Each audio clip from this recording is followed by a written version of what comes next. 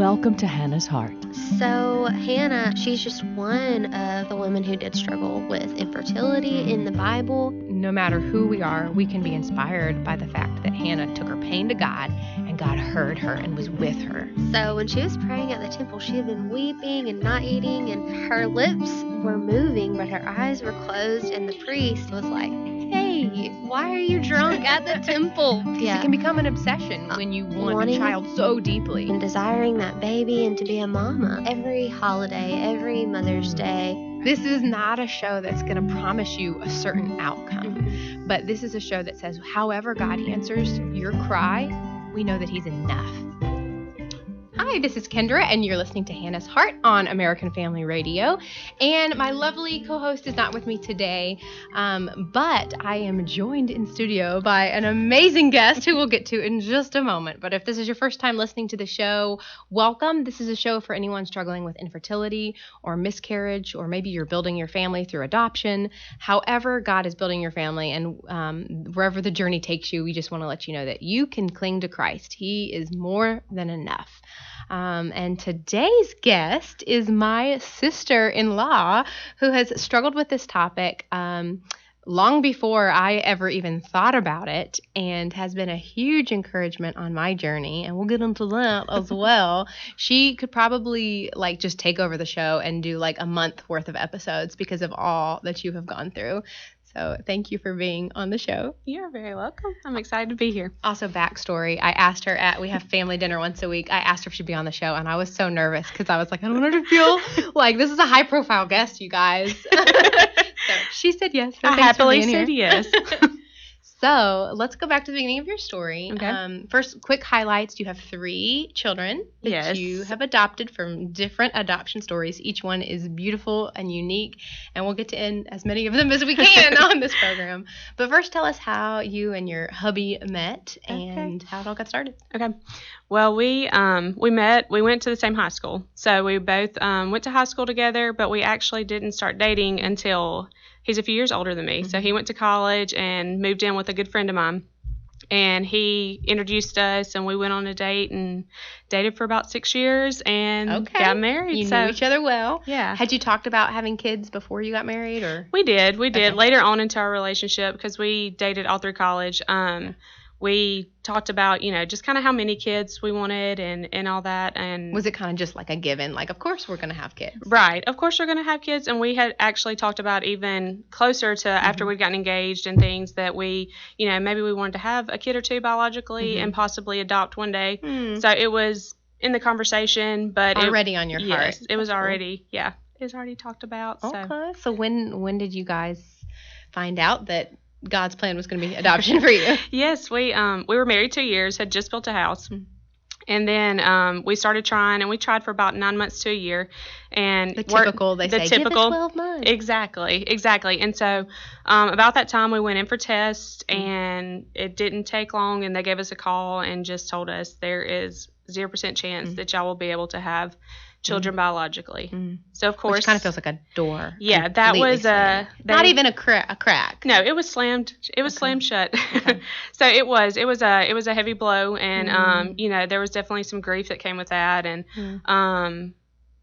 we definitely grieved that loss and went through that, but with that, with the 0% chance at first, I think it really felt. It was heavy, but did you take a day off of work?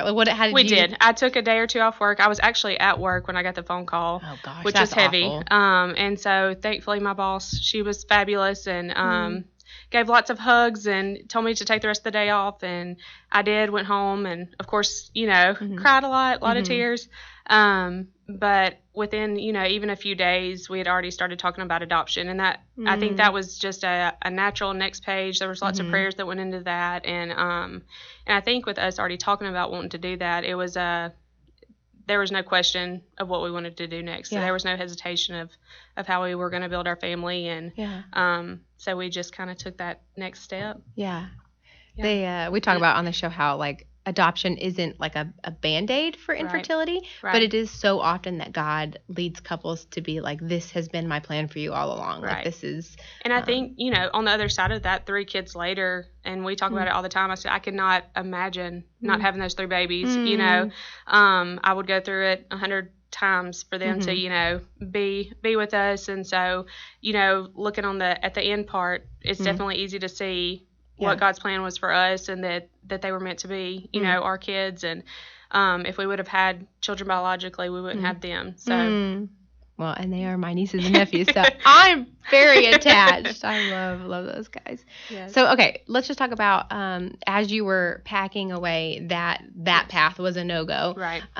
Was there any specific things that were hard for you to lay down with biological? I think the things that come with biological, I think and I know even with having biological kids, there's very little control sometimes too with some of that. But I think, as that, you feel like you have a little bit of say-so of, when, you want to start trying and have kids and those things, and the timing of it. The timing and even just the characteristics, of having a kid, that has, your eyes or nose or, little things like that. Some of that, we had to lay down, and even now, with our kids now, it's so cool to see God work, and like the little mannerisms they pick up from us and things they say, and people that don't know you, like, will be like, oh my, she has your eyes. They'll say my comments. Maybe not with your third one, but right, yes. Well, I think it's interesting. Like for me dealing with infertility, there was going through fertility treatments, there were some moments that I had to lay down. Like, I'm not going to get to tell my husband we're pregnant and surprise him. Yes. And I had built that up in my head as like something I've always wanted to do. But infertility was its own journey, and it's our story, and there's different aspects of that that I love that's like us. And like what I love about adoption is like you get that moment of having the call, and like that's a big part of your story. Right. Yeah. And I do think, with that, and we kind of went through the same thing as far as some of that, having the pre-planned baby showers and being able to tell family members. And we did get to experience that just in a different way, and cool. It was just as exciting. So. Well, let's start with the beginning of your adoption journey. Okay. How did it start? All right. Well, of course, it starts with paperwork, but mountains of paperwork, which is so not fair. That is one like perk of like a natural adoption, like, or natural birth. Like, you don't have to they grill you. The paperwork. Like, what's the home study like? Well, we called our local agency, and they were great. I did not know where to start, so I walked in to the doors and just told them, "Hey, we want to adopt."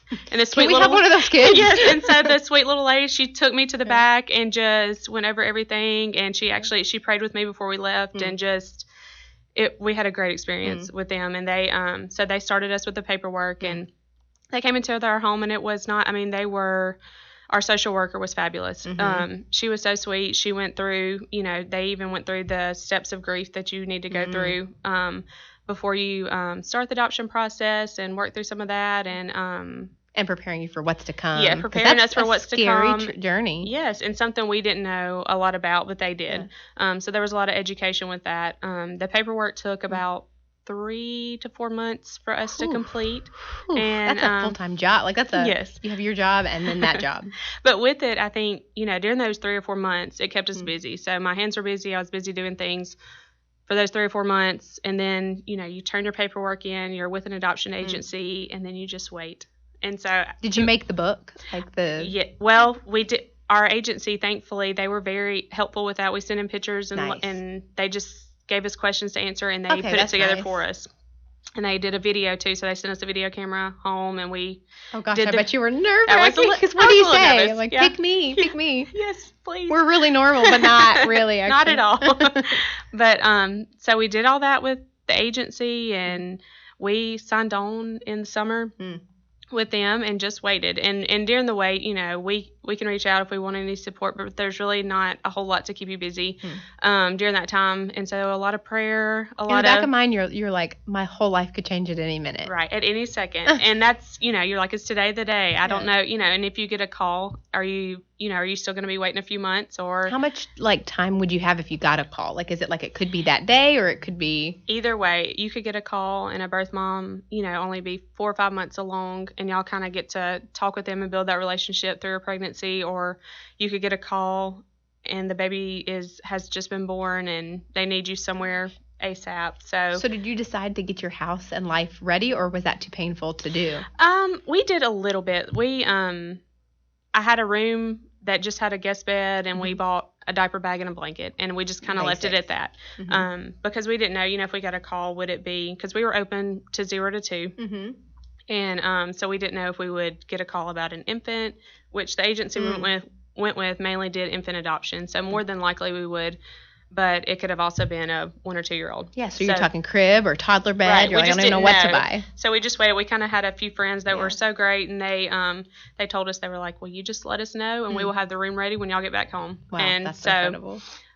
So with that, we were on the list about 8 weeks, and on our on our 3-year wedding anniversary, What? we got a phone call. I was at the school and where I work, and our social worker called, and she said, hey, she was like, so this is the call. No. It's like, okay. And anyways, and so she said she gave us all the details, and she said, just to let you know, birth mom is in labor right now. What? In Florida. And so I called my husband, and he was like, of course, we were very interested. And so he left work, and I left work, and we actually Did left. they know the gender? Like, did they tell you at that Didn't point? know the gender or Okay. anything. Oh, wow. We were just like, yes, we do not care. And so we met at the house, and they called. I had to talk to him before we officially accepted, and so we met at our house, and we called our social worker back and told her, yes, we want, we'd love to be her parents, or at that point we didn't know the gender, but she was like, well, I've got some news. She said it's a baby girl. She just had her. And so I was picking up the phone to call my mama, and my husband settled me. He was like, put the phone down. He said, pack, and let's get to her, and we'll call. So the whole way to Florida, we called family and told them it was a girl, and got there. And it has to be a blur. Like, I bet it was a big blur. So we got there, and it was her feeding time. So we got there and got to meet her and hold her. And the next day I got to meet her birth parents, which was great. And how did that feel the first minute they put her in your arms? it was surreal. Yeah. It did not feel real. It was about 2 a.m. because, it was about a 12-hour drive. So, the nurse came in and told us it was time to feed, and then she left out to give us some privacy, but we immediately hit the red button because I didn't know how much to feed her. But, we were not, I was like, I don't know, help me. So she came back in, and she was so sweet. But it was so good. We were, of course, taking lots of pictures and sending those to family members. And but yeah. It's interesting. Like, I think a lot of birth moms or a lot of adoptive moms think, how am I going to have that instant connection? Like, a birth mom has had 9 months where they're growing inside you. But from my perspective, there's still this moment where you're like, I don't know this person. Right. Like, I mean, you know, so did you feel like an instant connection, or did it take time before you really felt like this is mine? Yeah. I think with that, there's definitely an instant connection, when you meet your child for the first time. And, in every state, there's a few and days. I'm sure different people are different because. Right. Yes. And every adoptive parent I've talked to, it is very different, and with all the laws of different states, there's a few days before it's official. So even, we got to hold her and take care of her. It was a few days before it was official. So we kept that in mind. And of course, being, That's scary. it is very scary. And, and then also being respectful of her birth parents and mom and what she was going through at that time. But there's an instant connection, an instant love that, when you hold that baby and, just think about, everything it took to get us to her and her to us. And, and me and John Adam, talk a lot, just the providence of God looking back. If we had not have gotten that immediate no and when we had started, the test, we would have waited too long and missed her because we were only on the list for 8 weeks before we got the call. Wow. And so 8 weeks? 8 weeks. What? So it was a very, it was quick, which is not super common.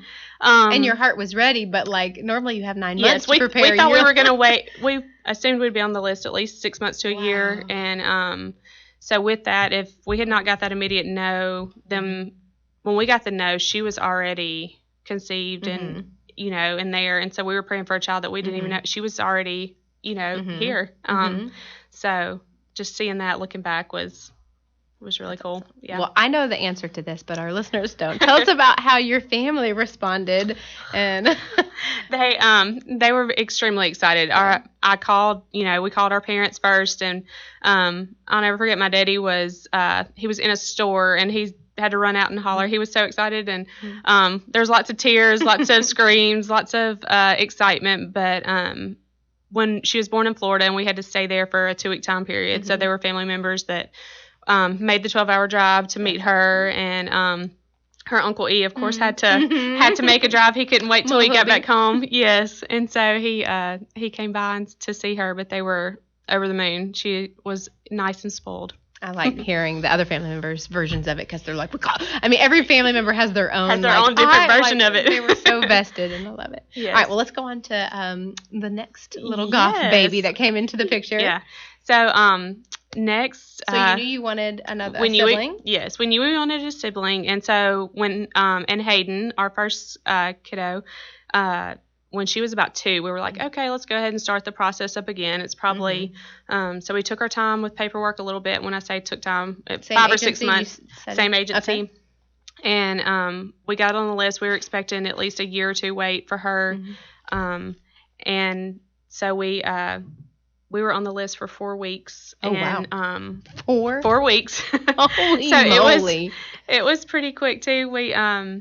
We were actually at church one night, and I had my watch that had caller ID on it, and it was about 7:30 one night, and my husband was at the front of the church leading singing, and I looked down at my watch, and our social worker was calling us after hours, and so I knew when I saw that that they needed an immediate response. So I stepped out, answered the phone call, and we had been picked for another baby that we did not know the gender of, but the birth mom was in Utah, which is a long distance away. You got road trips. It was like instant road trips. Yeah, 26 hours away from home. Wow. But she was going to be induced the next morning, and so we got his attention from the front of the church and told him to come outside, and my brother-in-law, while we had accepted, that match, and he was booking us a plane as we were headed home to pack. Let's just throw this in there. Planes are not your favorite thing. I'm terrified of planes. So Collybug, your mama loves you. Absolutely. That's why I asked my brother-in-law, so is there any way we can drive and get there before the birth? And he said, there's absolutely no way. You're going to have to get on a plane. Yeah. And so I did. And we made it in time for her birth. We got there, and I was actually able to go into the room when she was being born and cut the cord. So that was a really cool experience. Oh my word. And another baby girl. So that was our second, and so that was a sweet time too. So we had family that flew to Utah to meet her, and that was good.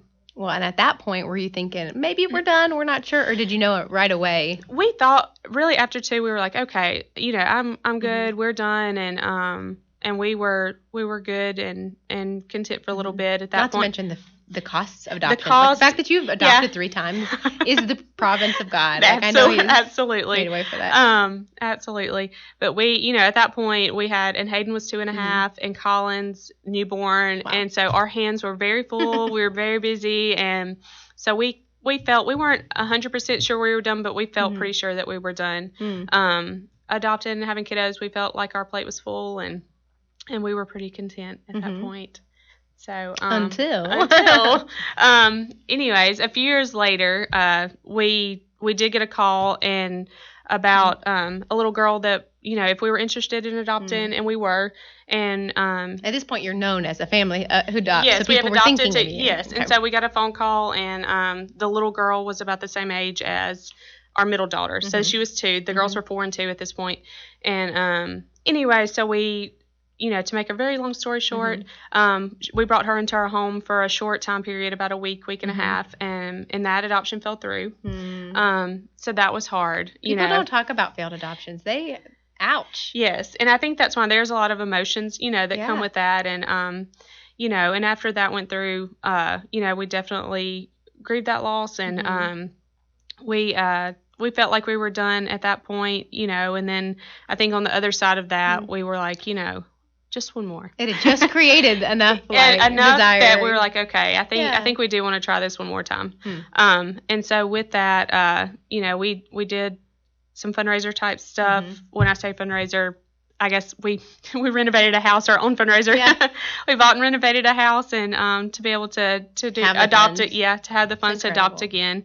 It is ridiculous how much adoption costs when you are donating your time and energy to help, raise someone, and that's one thing I'd love to see change in our country. I know there's charities and there's scholarships and there's all of it, but it's a lot on parents that want to adopt. It's a lot on the family for sure, especially if you want siblings. But yes, it is a lot on the family. Willing to make the sacrifice, and then. But with that, we started paperwork again, and and our girls. I think what was really cool this time is, at this time, our girls were 6 and 4, and so they were old enough to understand. And adoption is a very open topic in our house. It is something we talk about. They, ask questions. We answer it as age appropriate as possible, but they got to see the process that we went through to get them. That's cool. So there were a lot of good conversations that went on during that time of adopting our third. And that had to be affirming for them to see, your desire. Absolutely. And so we started that process, and we were matched, and we did find the gender out of our next one was a little boy. Okay. And did you specifically request little boy, or was that still you were open to whatever? We were open to whatever. I think, just because we had 2 girls, I would have liked a little boy. Yeah. And anyway, so we got the email about him, accepted that, and he was Pacific Islander. Yeah. Oh my gosh, guys, he's gorgeous. He is gorgeous. Watch out, ladies, in a few years. He is precious.